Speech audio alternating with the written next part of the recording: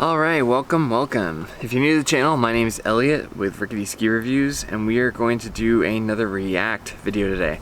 Now, today's going to be a little bit different. I've been doing the Ski Essential videos, and the last few have been like super positive. I think in general, Ski Essentials just does a good job. Like, I like the reviews a lot. I think they're good skiers. No complaints. Curated, they hire these people called experts, and they're experts at something, I don't know. I've seen comments saying that I'm too mean to them, and I hear those comments, and I want people to know, if you're watching this, I would never ever critique somebody who's just skiing as heavily as I do these curated experts. But these people have gone on the internet, posted themselves, and said, I am an expert. I'm an expert skier. And, you know, I do the same thing. I post videos of myself skiing, but I know how to ski. I know how to load the ski. Even if I do things that aren't perfect, I at least have like enough feeling in my feet to know how to load the ski. I've got like racing background. I've got like ski riding background. I've got just a ton of mileage on skis. And even I know I'm not perfect. But these people come off saying I'm an expert, and it's like these people are intermediate at best. They do have a couple of people who are definitely experts, like Daryl and a couple of the other people. But you know what, again, I'm not this critical. I think most people can just have fun skiing. You don't have to be an expert to enjoy skiing. The best part about skiing is just getting out of the city or getting out of wherever and going out and getting some fresh air. So I think anyone can enjoy skiing, and I'm not being critical of, just everyday skiers. But in Curated's case, they're saying, hey, we're an expert, and we're gonna recommend a ski to you. And then Curated, I mean, their whole business model is they sell you skis at a higher price, right? You understand that? Like, they're adding like a couple $100s off the top. I don't know what the exact amount is, but they're charging more. I've looked at their website to order things, and it's always more expensive than any of the other alternatives, right? Like things like Evo or Backcountry or even Ski Essentials, who sell skis. Curated is saying, we're gonna have an expert guide you, and you're gonna kind of pay extra for that.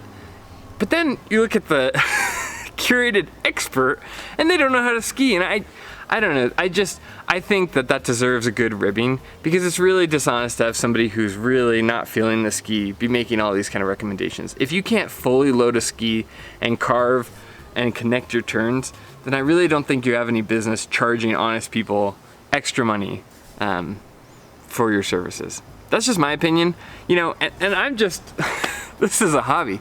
I mean, if you want a ski recommendation, I'll do it for free. Somebody emailed me asking for ski recommendations based on their height and everything, and I had to say, okay, here's what I like, but watch these videos and kind of focus on what you care about in the ski. And anyway, I give this advice for free, long story short. So, I don't know. I think that charging people to have intermediate skiers pretend to be experts, and because beginners don't know the difference, you can make some money. I don't know. This seems a little dishonest to me, and I have a totally clean conscience ripping on these people. Anyway, that's kind of a tangent. But today what I'm going to be doing is, normally I'm super positive with Ski Essentials, and I am going to review or react to their review of the Nordica Enforcer 100. Now, if you remember, my review of the Nordica Enforcer 100 was, well, I thought the skis kind of sucked. I think that was the exact wording I used. I think that these skis are like way overrated. They're super popular and a lot of people use them, but I think that they were like, I would load them and I wouldn't get my energy back out. What did I give them, like a 6 out of 10, something like that, maybe a 5.5 out of 10. I don't know. I thought that they were very okay. You could kind of stand on the platform, so they got credit for that, but really was not impressed with those skis and was very underwhelmed by them. And off the bat too, I think I know Ski Essentials likes this ski. I was watching a video where Bob and Jeff, anyway, they were both, I think I was reading Bob's byline when I was doing research. I was trying to see if Bob is a racer or not, and I think I saw that Bob skis on the Nordica Enforcer, like that's what he owns. At least last time they updated the website. So obviously they like these skis, and I don't really like them. So I'm just gonna start this video off saying, like, it's okay to have different opinions. If somebody likes a ski and I don't, that doesn't mean they're wrong. That just means that maybe there are things in that ski that they care about that I don't, and vice versa. I'll try not to be as snarky as I normally am, because I understand that it's okay if they like this. But just going into this video, so you know, I didn't really like the Nordica Enforcer. I thought it was way just overhyped and underperformed. So anyway, let's jump into it.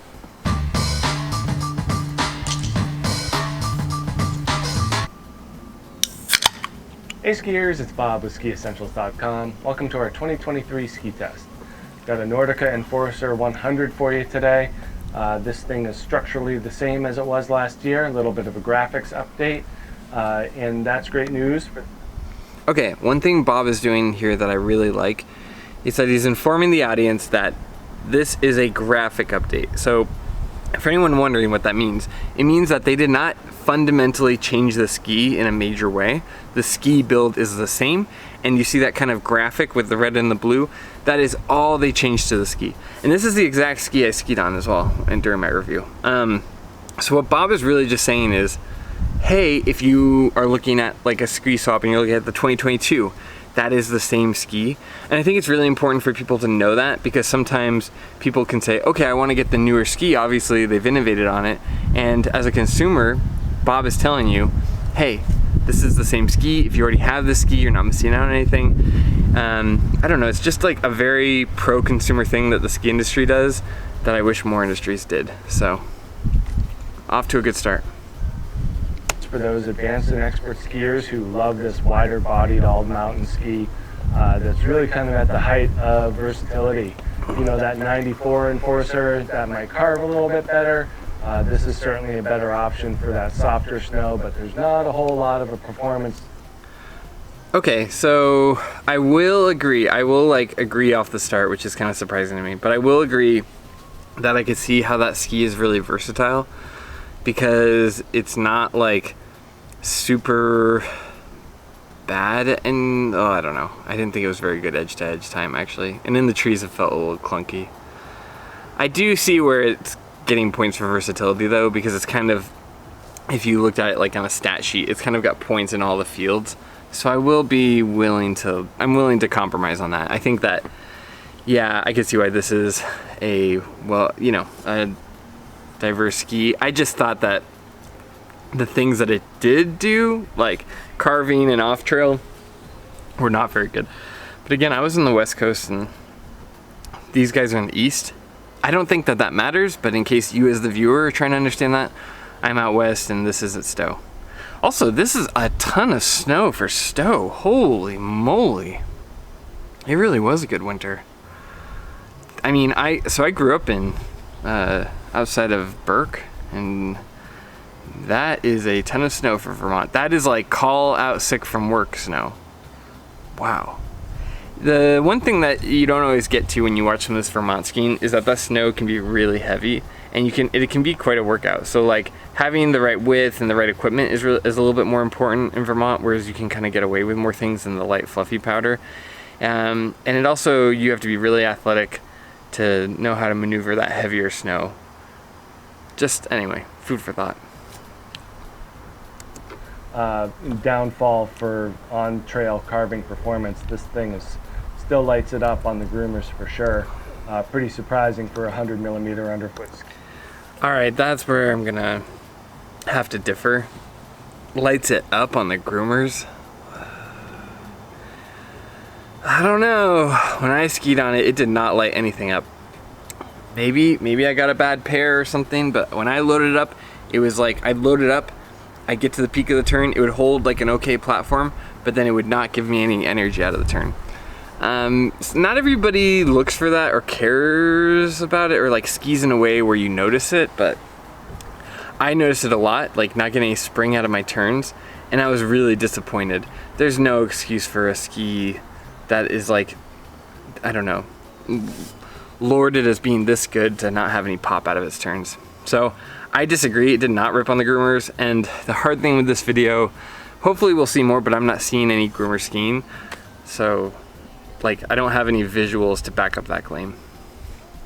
Foot ski, but you know, this is kind of the one that started it all those years back with you know, building out that Enforcer line, that brand within a brand. Okay, so you hear what he's saying about like kind of the legacy of the ski. To me, if I'm being critical of you, Bob, I would guess that maybe you're coming at the ski with a little bit of nostalgia, because I have zero nostalgia for the Enforcer. And I came into the season being like, oh, I gotta try the Nordica Enforcer. Everyone skis on it.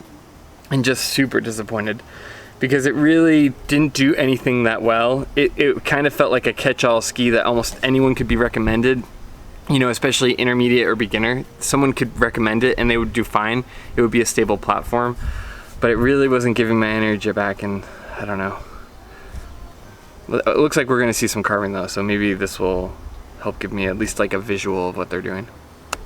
This 100mm ski with 2 sheets of metal somehow is incredible. Oh, okay.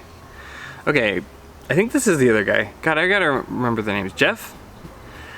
So, yeah, the way that he skis, and this is good skiing, so I'll get that out of the way. I'm not gonna say like, oh, well, he's just not a good skier, so that's what, you know, no, these guys are great skiers, so. But the way that he skis in his transition, he's not really like loading. He's loading the ski. He's getting like the stable platform, but he's not like popping out of it the way that I like to, especially like on something like an Atomic Maverick. What he's doing is he's kind of like staying neutral and then throwing the skis to the side to initiate the new turn. He's not kind of doing the last like third of the turn or whatever, 1/4 of the turn. And so if you're not doing that, you wouldn't notice that the ski's not popping you back out. Whereas like the difference, and this is something that I noticed thinking about the other day that they didn't talk about in their Vantage to Maverick review.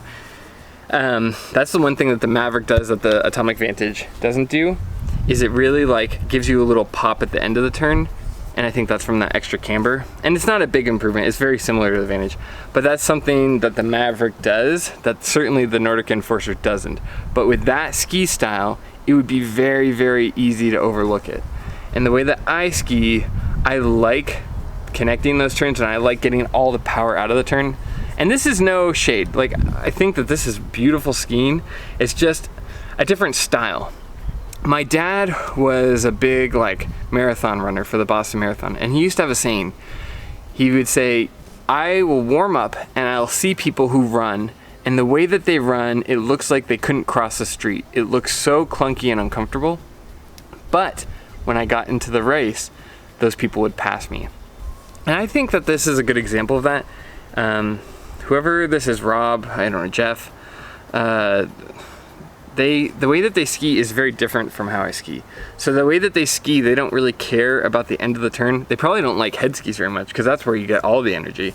But the way that they're skiing is very much kind of like a Fisher Ranger style, where it's very about turn initiation and not about getting your energy at the end of the turn. And I could see why you would like the Nordica Enforcer or wouldn't notice some of its bigger shortcomings, because you're not spending much time kind of shooting off from the back of the ski, or, you know. So again, that's my analysis, and it makes sense why they like the ski. I would like to see Bob ski on this though, but let's keep going. Really agile and nimble, and even versatile enough for a broader range of skiers. Yeah, see, he's fully loaded, great turn, great form, but he's not, just his style, like his ski style, doesn't really get much of the tail of the ski. But yeah, this is really, really beautiful skiing. I like it. It's just a totally different style though. And that, you know, this is not me critiquing it or like saying that my style is better, but my style is very different, and I kind of, I guess I'm using more of the tail of the ski coming out of each turn than they are. But that's okay. That's nothing wrong with that. But there, yeah, when it comes to that style, you are not going to notice the Nordica Enforcer's biggest weakness, because it does fine on the turn initiation at the tip. It does fine holding your platform at the base, but when you go to get your energy out of the tail, oh, these skis have nothing. They have no energy for you. And yeah, if you're not skiing that way, you're not going to notice that. It's all about like shoes, right? You have like neutral shoes versus stability shoes. And if you tried a neutral shoe with a stability foot, you wouldn't notice any of like the things kind of wrong with it. I don't know. It's actually, that analogy doesn't make a lot of sense.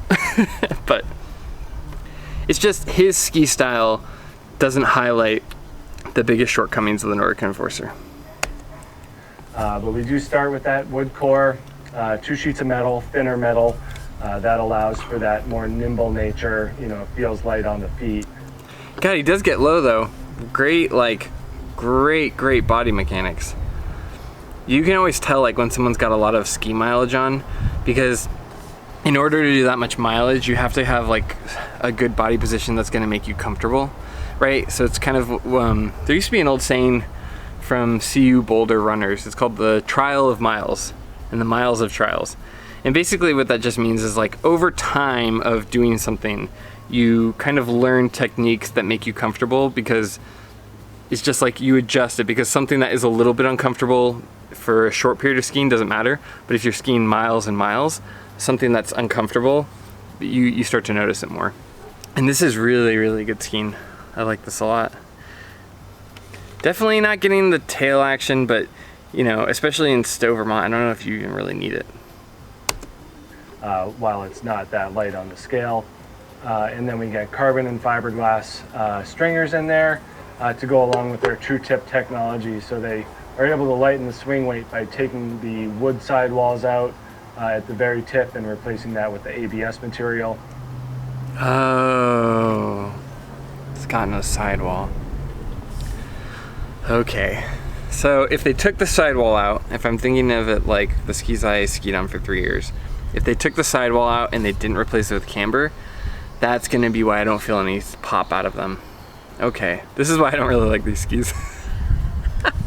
I get it, and I could also see why you wouldn't notice that maybe on the East Coast as much either. Because if you're just trying to rail and get the edges into the ice, you may not be too worried about the pop after. Ho-ho! Man, this is like cool. We're solving this mystery together, you and I. Okay. So that lightens the swing weight, especially in the shovels of the ski.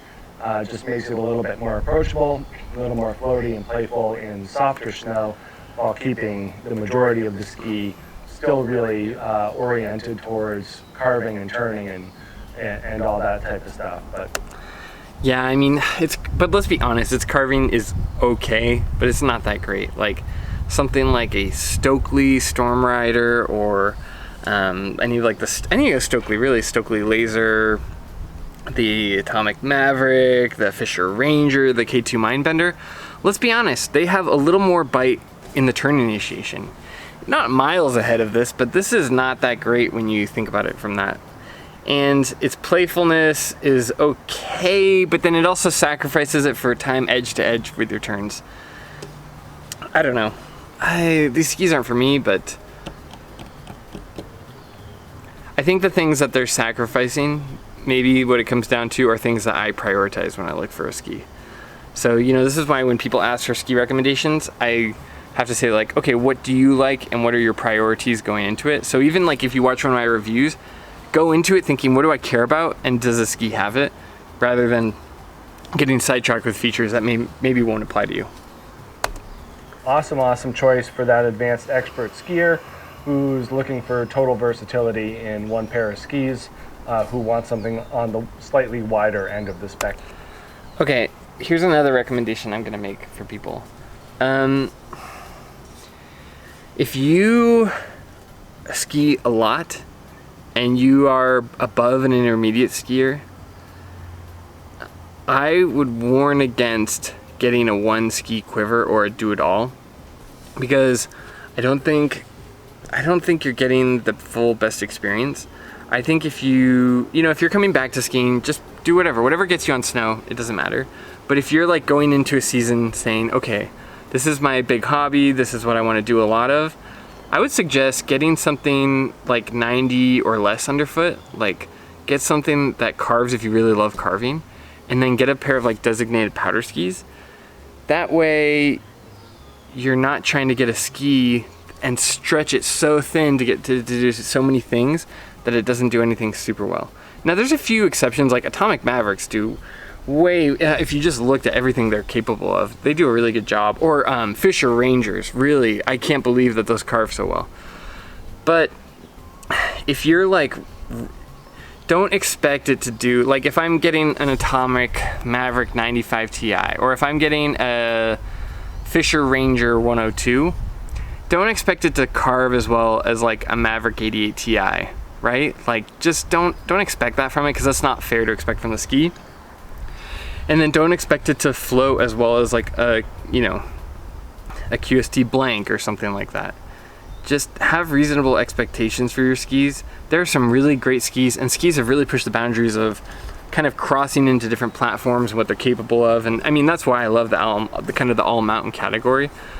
But you know, you also have to be a reasonable person and understand, like, okay, if I get these you know, Atomic Maverick 100s, or if I get these K2 Mindbender 99 Ti's, I can't expect them to be as responsive as something that's 88 underfoot, like a or like a Stokely Stormrider 88 or something like that. You know, just be reasonable with your expectations. Skis are really pushing that boundary, but you know, they're not magic. Drum. This is the 179 here. 2,142 grams on the scale, so it is on the heavier side of the spectrum. Also respect a 179. I mean, I don't know if that's what Bob normally skis on, but yeah, I mean, I feel like a lot of people go a little crazy with their ski lengths. It's like, I saw somebody recommend in a shop that I was, you know, just frequenting as a customer, recommend a 188 and a 193. It's like, dude, I've had 193s. I had a pair of Rossignol B3 Bandit 193s.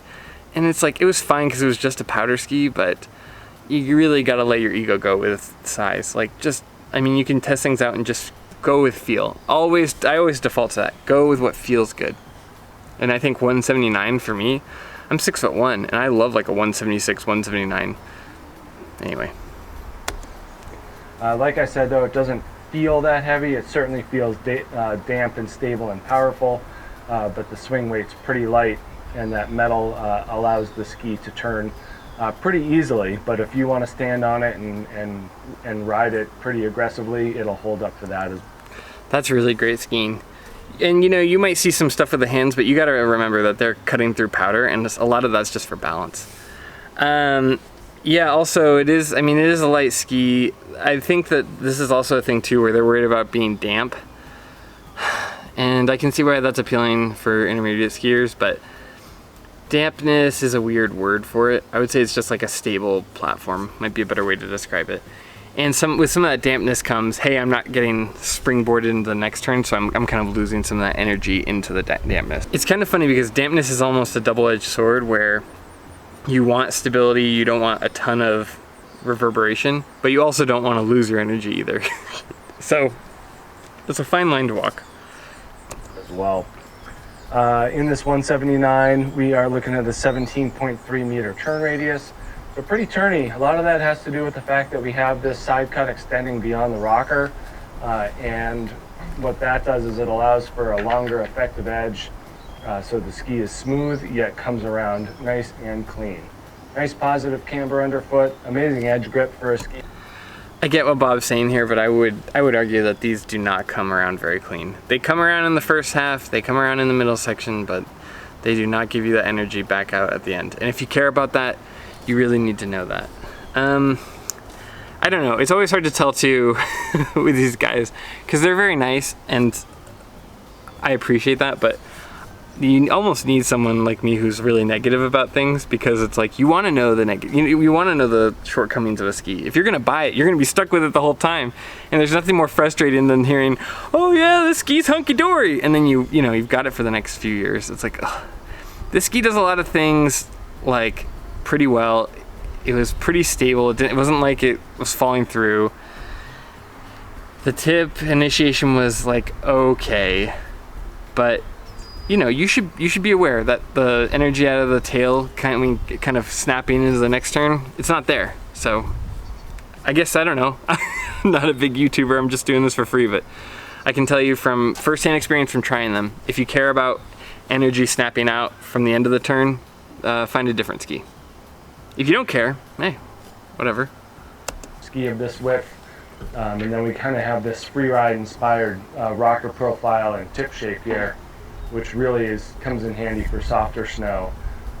You know, I own a pair of these and have skied them in, you know, a foot or more of fresh snow, and they don't feel like they're sinking at all. This tip shape and profile really make for a smooth floating ski, and you can kind of see that in the shape of the ski. Okay, I'm kind of getting the gist now. Is this like an East Coast powder ski then? Is that what they're using it for? Because if that's the case, you wouldn't care about half the stuff that I've pointed out. Okay, I guess that kind of makes sense if I'm thinking about East Coast powder, right? Because you want something stable when the snow kind of gets crusted over the top. Okay, that kind of makes sense then. I still wouldn't want them myself, but okay, that's fine. That widest part, you know, right about here, and the rocker is nice and long. You know, it's not terribly dramatic. Obviously, there's more rocker and, you know, wider, more free ride oriented skis, and less and more on trail oriented. But this is a great mix, and that's what makes this Enforcer 100, you know, such a viable option for a wide variety of skiers. Okay, here is something I didn't like about the design, and I'm not saying anything about Bob. I think Bob's analysis on this is fine. What I would say is that giving you that extra, like he was describing, that you have more kind of edged contact with the ski based on how it has that rocker design. I would say that what that does effectively too is it kind of makes, at least how it felt like my turn radius was really large. But then it doesn't like GS turns, because if you load it up, it kind of bottoms out. So it's kind of a confusing thing. I think it's like if you're really trying to load it, it doesn't have that. When I took it in the woods, it really felt sluggish getting from edge to edge. And part of that's the width, but I think a lot of that was just the shape.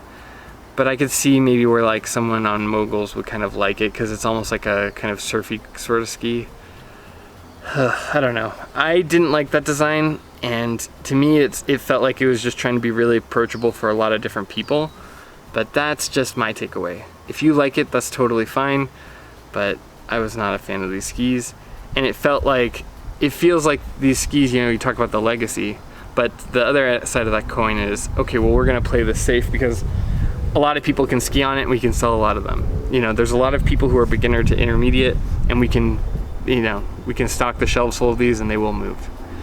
Maybe that's just me. Maybe that's just me being cynical, but that's my takeaway. Pretty long and low tail rocker here, and minimal splay. That's kind of a nod to the on-trail performance of the ski, that it's not just a crazy twin tip coming out here, that you're, you know, not getting that true edge hold till the end of the turn. These things do like to hold. I disagree with that. I don't feel like these skis have hardly anything to offer at the end of the turn. I get what he's saying though, that this is kind of like a nod to, were these originally a twin tip freestyle ski? That would make more sense then. I had some twin tips. Oh my gosh, I had, if for people my age, you might remember the Dynastar Troublemaker. That's what I used to ski on, as kind of like a ski that was donated, or that, you know, that I got out of, I think it was out of a dumpster. Someone had thrown them away. I don't know. But anyway, the Troublemaker I didn't really like. They did fine, like, you know, a couple times I went and hiked up on Mount Washington, up at Tuckerman's Ravine, and they did okay, but, you know, I've never felt like I liked the turn initiation on those very well. But anyway, that's a whole different tangent. Sorry. We'll go back to this. Hold on and finish a turn strongly, even though it's that slightly rounded, slightly tapered tail shape. Really, really well rounded, you know, blurs that line between all mountain and free ride, you know, if you want. Yeah, I mean, that's my biggest gripe, is that it's like, it blurs it in a way where you're not getting like the full experience either way. Like, I want my all mountain ski to really be able to carve and finish off a turn, and I feel like they just made so many compromises that I didn't really get that. But again, this is, you know, I'm not gonna be critical of Bob. If you like it, that's cool. I didn't like it, and I feel like, I'm, you know, from watching your video, it's kind of helped me get insight onto why some people do like it. But for me, ugh, the skis kind of stink. My opinion hasn't changed too much, but it is good to get insight from others. That all mountain ski in the wider body, this is about as good as it gets. And, you know, like I said, unchanged. So if you've as good as it gets. What's better then? Give me a few names. This is the problem with Ski Essentials. They move this inventory, so they'll be like, oh, this is as good as it gets. I've heard that a few times now, and it's wearing thin for me. If you're gonna say is as good as it gets, what is it better than? And that's the problem. They sell all these skis, so they can't like give you, well, actually they do rankings, don't they? I don't know. This is my problem with them, is that they're always a little nebulous about what is really good and what's the best. And even like their ski of the year lists are like 5 skis. I talked about that in my ski of the year. I'm like, would you actually go out and buy 5 skis this year? Oh, you wouldn't? Okay, then like, I don't know. It just gets a little fluffy. I like all of their insight, but you know, they also have a business to run. So that's just kind of the reality of what's, you know, if I'm pulling the curtain back a little bit. Wanted to get this ski in the past and haven't found it. It'll return unchanged for this year, so that's good news. So check out this Nordica Enforcer 100 at skiessentials.com, and we'll see you out there on the hill. Bye. Okay, overall really good video, and I really liked how Bob is really good at outlining what he does like about the ski. I really like that he was able to kind of illustrate that. And you know, at first I was going to be frustrated if they just skied in the powder, but they showed the powder and the carving, which is what that ski should be able to do for both. I also see in their ski style why they wouldn't notice kind of popping out of the tails as much as I do. So that was really good. Overall, great review. I do still think that the Nordica Enforcer is way overhyped and way overrated. This is the other thing too, going back to my comment earlier, where people will say, oh, you're too mean. It's like, I'm too mean to Curated, this large corporation that is charging you extra for skis. What? What? Dude, like, I don't make any money. I'm doing this for free. I don't, I have no, you know, what do they call that? Dog in the race, no skin in the game. I'm just out here talking about skis because I like it. This is a hobby. So it's like, okay, if you don't believe me, that's fine. I have no ulterior motives. I'm not selling any product. I'm not moving anything. But I am trying to be really clear, because I was really frustrated by this when I was trying to buy skis. This ski maybe has some good upsides, especially for that specific ski style. But if you're somebody who likes tip to tail full carving and wants to load and get the energy out of the ski, look for a different ski, because this ski is really lacking in that area. So anyway, thank you so much for watching. If I can ask, if you like this kind of content, please like and subscribe. If you don't have to keep searching it out, feel free to hit the notification bell, and that'll just give you kind of a ping every time I upload one of these videos. But yeah, otherwise, thank you for watching. Hopefully you liked it, and you know, I know I can be a little harsh, but I try not to be, and especially with Ski Essentials, I mean, this was great skiing, great commentary. But you know, just kind of a difference of opinions. I kind of think that Nordica Enforcer has kind of stretched themselves too thin when it comes to trying to please everyone, and made just a very like milquetoast mediocre ski. But that's just my opinion. Overall, great review. And as always, thanks for watching. I'll see you in the next video. See ya.